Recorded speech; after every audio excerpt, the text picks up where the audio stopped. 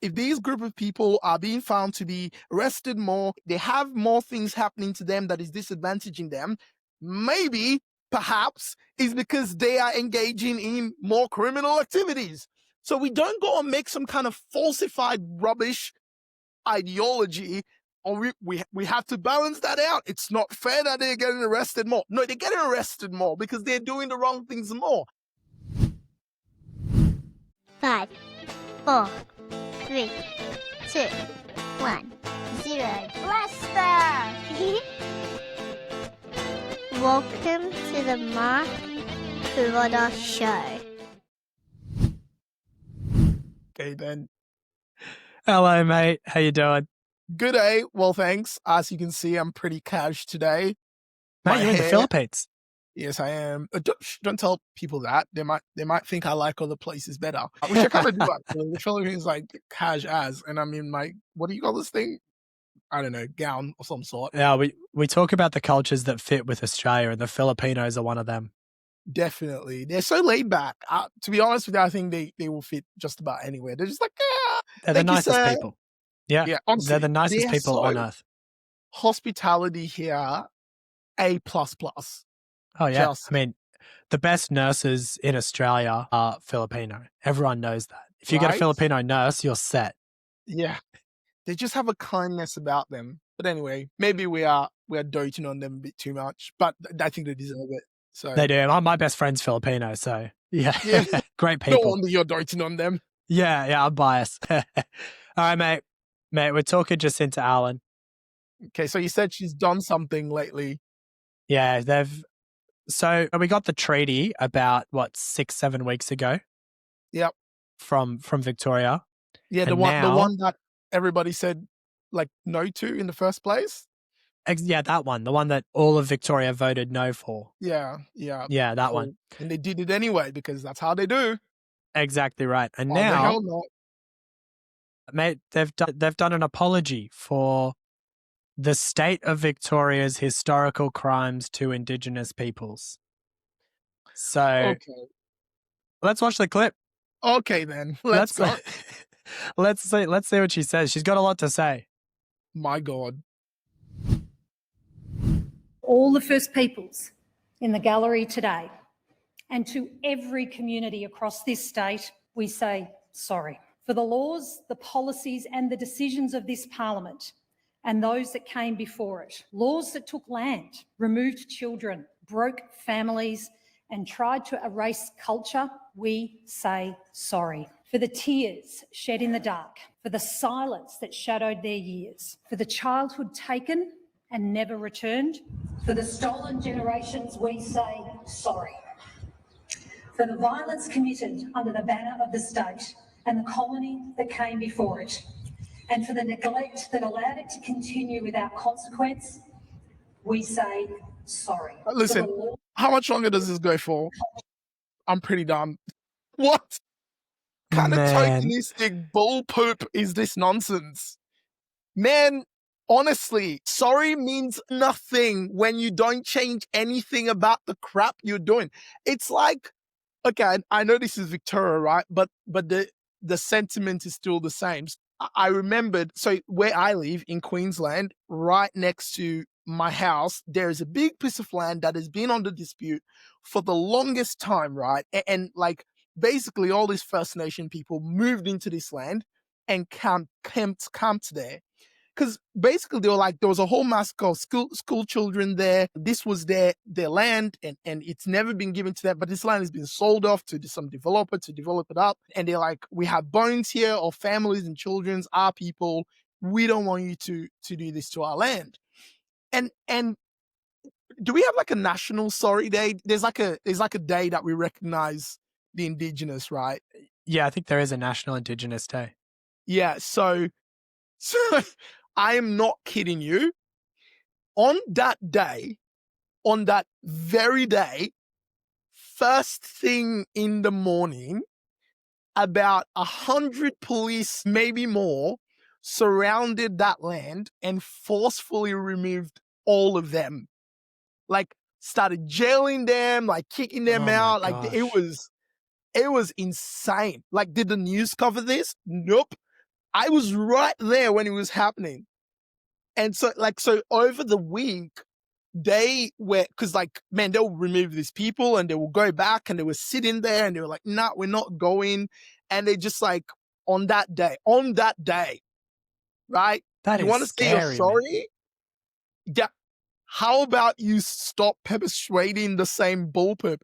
So It is, man. It's bad. I mean, it's one big lie. It's you say sorry with your mouth and you do nothing with your hands and your feet. Yeah. It's the best picture of it is to grab a person by their shirt, while strangling them, right?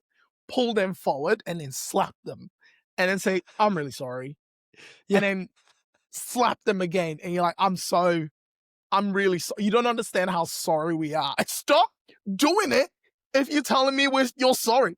Out of all the things that is going wrong in that state, this woman's decision is to do some tokenistic bullpoop rubbish. Right? Really? Yes. Right after you Yes. did the thing that the entire state say we shouldn't do, don't bring division to our nation. This is the same woke bullpoop dressed in slightly different tangerine green or whatever the hell she was wearing. Yeah, well, let's put it this way, right? So the Victorian Labor government, they did this big analysis of everything that needs to change as part of the close the gap system that was put in place. So close the gap is effectively they want Indigenous metrics to be the same as non-Indigenous metrics across the country. And then each state has their own metrics based upon effectively, okay, well, the Indigenous people in New South Wales, they're incarcerated at this rate. The average population's incarcerated at this rate. And so we want to close that gap. Of the over 150 measures that were being tracked, and mind you, they've spent $1.6 odd billion on this just in Victoria. 23. Victoria has all the money in the world to be spent, heaps of money. Right? That's hectic. Only 23 of the measures have improved, but 23 of them got worse. 16 stayed the same. 28 had nothing done, literally nothing done. And 21 couldn't be categorized. And the remainder just never even got looked at. That's over that's from when this current Labor stint started in 2013, 2014. Yeah. Until now. Can I just point out what might seem like a bizarre, yet obvious, yet politically incorrect maybe way to kind of think? If you actually want to close the gap, right, you don't start by creating completely new systems and matrix and policies for that group, right? That's how you write the inability for a whole group body of people. That's how you write into law the inability to actually integrate into society and actually truly become one.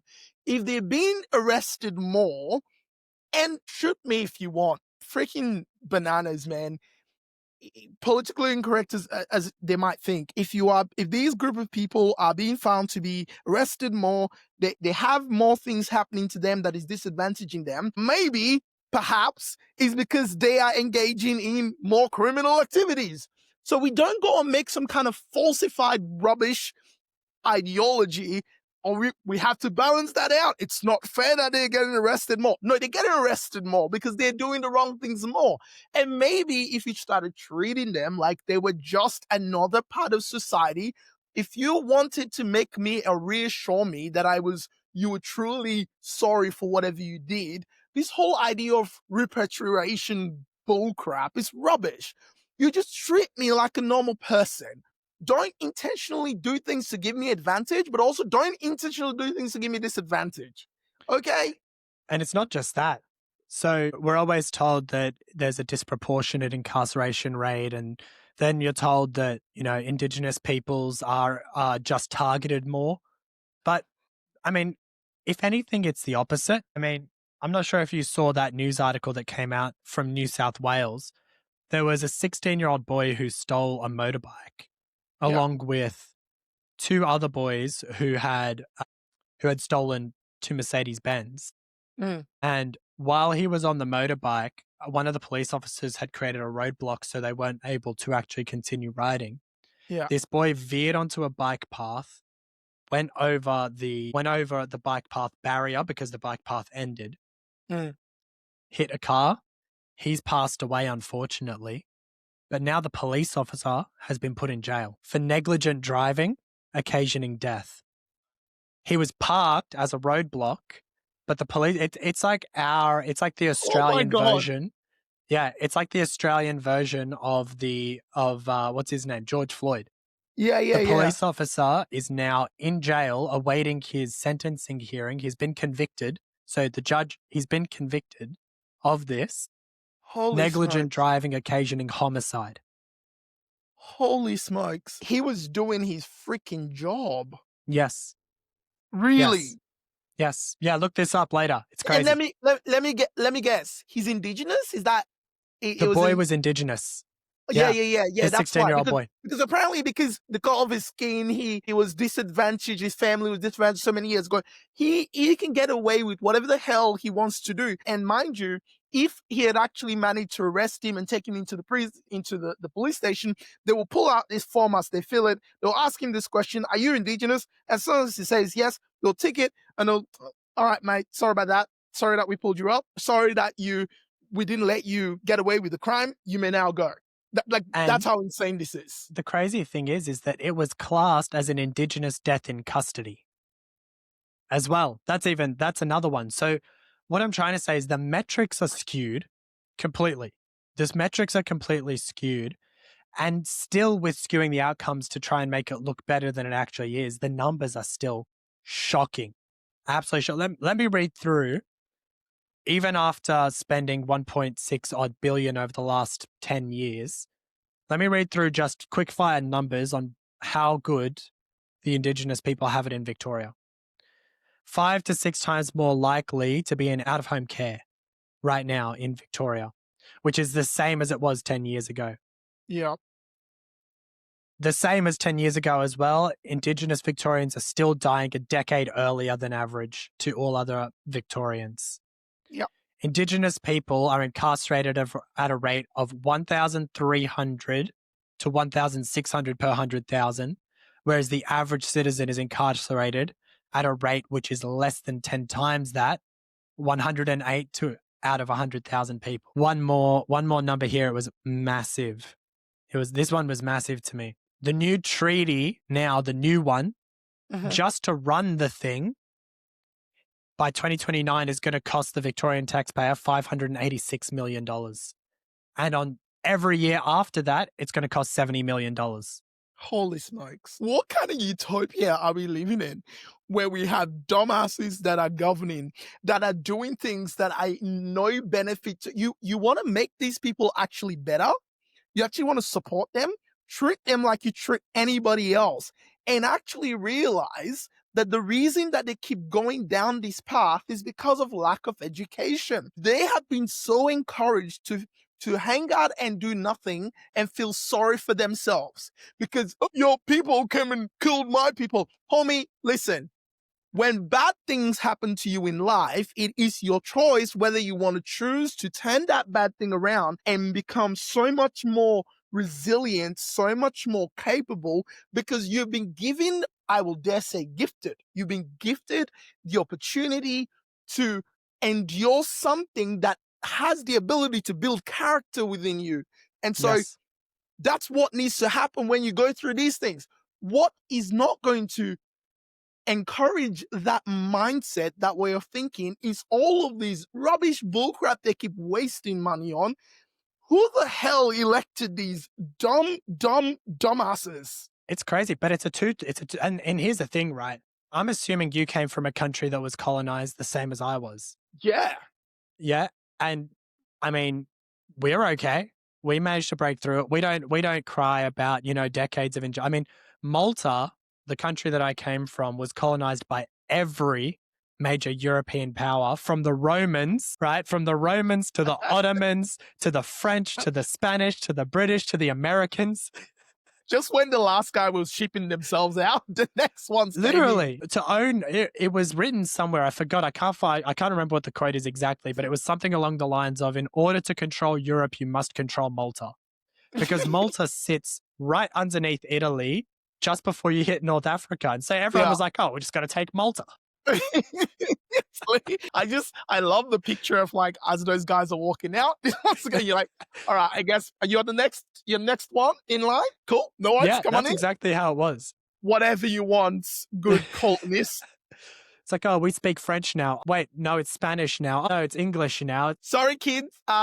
We've changed. We subscribe to a new set of colonists. Just making sure we don't do the wrong things. And you can see it in the language as well. Because like, there's no modern words. Like, there's no word for computer in the Maltese language. It's just computer with a Maltese accent. That's all it is, because we just slowly built our language on top of whoever was there at the time. And now your language, the same thing happened to like Sierra Leoneans. Their language is like French, Dutch, Italian, Spanish, English. Like it's all these, something like all 8 just different mashed languages. together. They're like their main national language, Creole. Yeah, like it's, so sometimes, so my wife's Dutch, and one time I was hearing a family talk, and I'm like, I mean, I don't know what you're saying, but there's a couple of words there. Can I ask, are you saying this and this? And like, yeah. They're like, how do you know that? Because that's in my language too. Yeah. Wait, did you marry your own colonizer? Yeah, well, I mean, what do they call that? Something rather syndrome? Yeah.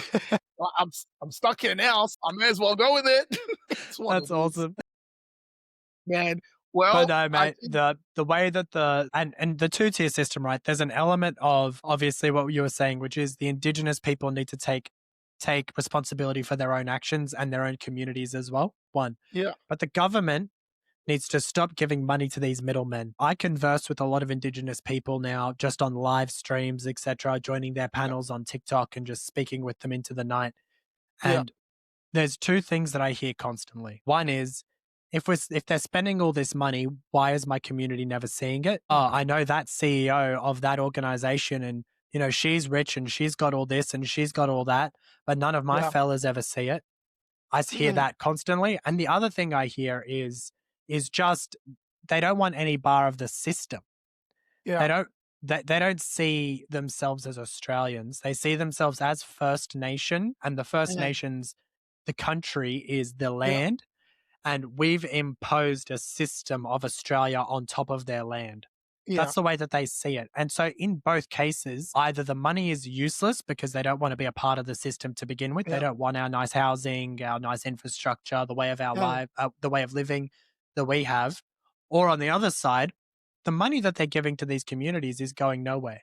And you can see it. The Northern Territory right now has about $4 billion assigned for housing. It's been there since, I believe, 2021, 2022. Not a single house has been built yet. Not one. They've bought and renovated about 100 odd.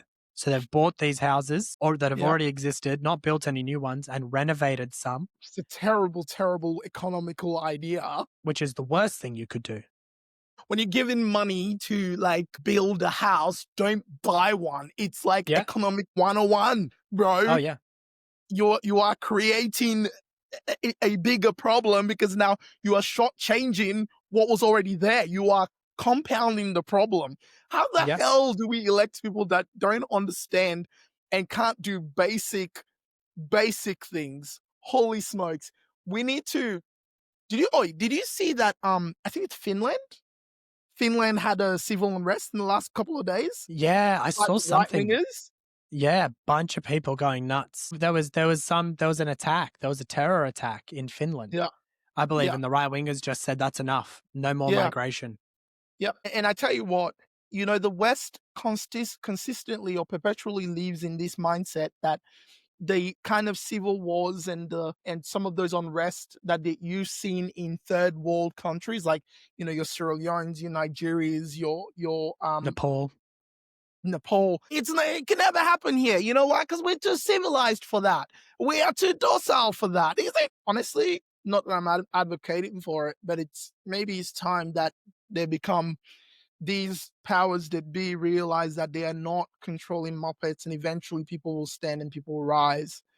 It needs to happen, because if it don't happen, then they will just continue. It's either that or they do it like the civilized way and stop electing these fools.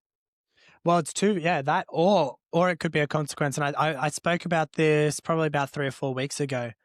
I said there has to be a way for us to economically, with our hands and feet, protest this. And it's for all the people who are sick and tired of their dollars being spent on everyone except them. Yeah. Just don't go to work. Just take a month off, right? Get your pay in cash, somehow find a way to avoid tax, drop spend all your money on investments, struggle for, 2, 3, 4, 5 months, let the government feel the squeeze. And then once that's happened, then we take our action to them and say, this is the power that the people have to actually protest. The issue with that is, and I'm seeing it even in, say, like we really struggle with uniting, right? One of the reasons I actually love doing these conversations with you is because I am very big on the way things will actually happen. And these guys, these powers that be, these manipulating psychopaths, as I like to call them, they do certainly believe that it is not probable that the people will ever unite to take them, because they know it, which is why what they do is sow discord and division amongst people through these multiplicities of ideas and ideologies that is infiltrating society, right? And through that, people can never unite enough in the kind of force that can take them down. And if they continue to bank on that, and they'll continue to intentionally poison the society to continue that idea, and they will continue to win that way. Can we stop it? Absolutely. We just literally need to unite. And that's the problem. That's the problem that Charlie fixed in America. Yeah. Right. We are, the right in America was the same as the right here in Australia. Yeah. Where a lot of the people who are conservative in Australia are single issue voters. Yeah. Where if you're pro this, then I can't stand with you. Or if you're pro that, then I can't stand with you. Like, it's even like David Pocock, and we spoke about this earlier. Yeah. David Pocock, to an extent, he's pretty conservative in his values, except for on the climate change issue, right? And we will write him off as a movement because he's got this one issue that he doesn't like. Yeah. Yeah. Right. And so we've got to get better at creating a coalition where we say, hey, we've only got 3 years to get something done in the next government. We've got to treat it that way. We're not treating it as we'll get elected the next time and the next time and the next time. Let's pick the 3, 4, 5 issues that we can align on, push those issues forward, and just go with it. Run. Get a win, and then get a win. Keep the unity. The unity with truth is the only way to win. I mean, you even see it kind of like at our level, where you have Pontus Politics, Conrad, who is become a really big advocate for getting the people's lobby, the lobbyist group for the government, for the people. And now you have Sam Bamford, who is towards Collide. He's pushing the same thing. He just, the last kind of thing I saw him do, like this week, he's like, the people need this, and let's he's doing the Aussie lobbying group. That's going to be awesome. Yeah, and I think that's really cool, right? But I think it's like, whoa, hang on a second. Why are these two people not united? Like, why are we the power exists in our ability to unite? Why are we trying to form two different lobby groups when we have the same cause? Why are we not concentrating the effort? Do you know how you make light more powerful? Is by concentrating the energy. That's what a laser is. Yes, you bounce off each other. It's reflected light. It's light that bounces, and magnifies forwards. Yeah, you don't. Anyway.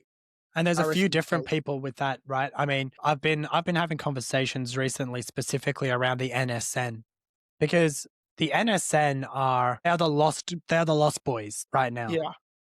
Right? They're the angriest of the people who take a problem and then decide violence is the answer. Yeah. Or the they've been radically shut out. And so they're going to radically react. So we, even as conservatives, need to find a way to pull them back into the fold and say, look, we love your energy, direct it the right way. Yeah. Your passion can be really good if we put it this way, if we put it to these things, because we don't want we don't want to just be a group of people who jumps for clicks like Avi Yemeni and what's his name, Ozpil.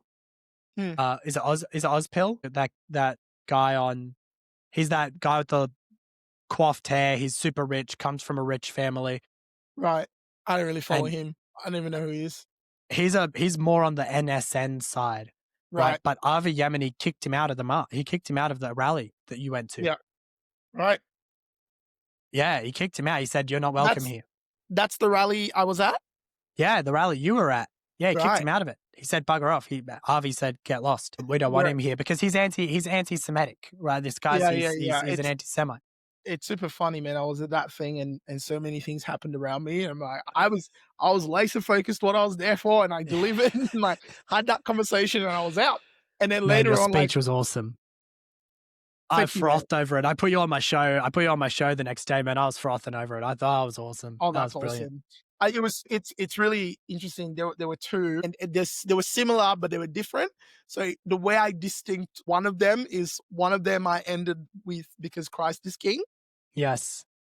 And which was really cool. And then the other one, I don't know. But it's funny because the one I ended with "Because Christ is King" went up first. And then that started making the rounds massively. Man, the Christ is King comment, the crowd lost it. You could hear it. It was insane. They lost it. I felt like I was preaching to a church. Yeah, it was awesome, man. Everything about your statement was perfect. You did really good. Thanks, good. Man.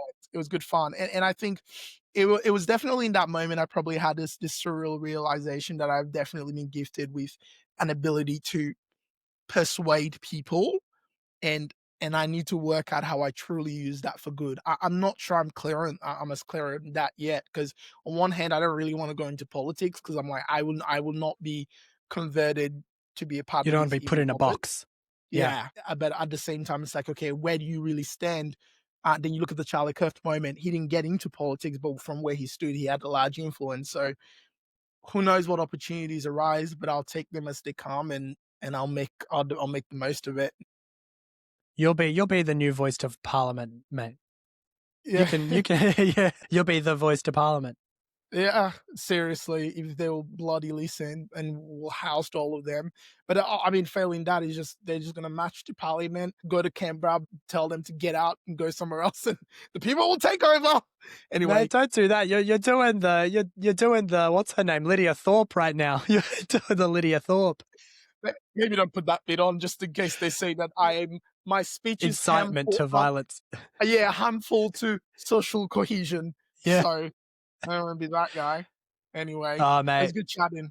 It's always good to speak with you. You're an absolute legend, and Thanks, we'll chat again next week. Yeah. Let's see how this goes. Chat soon. Bye. Thanks, mate.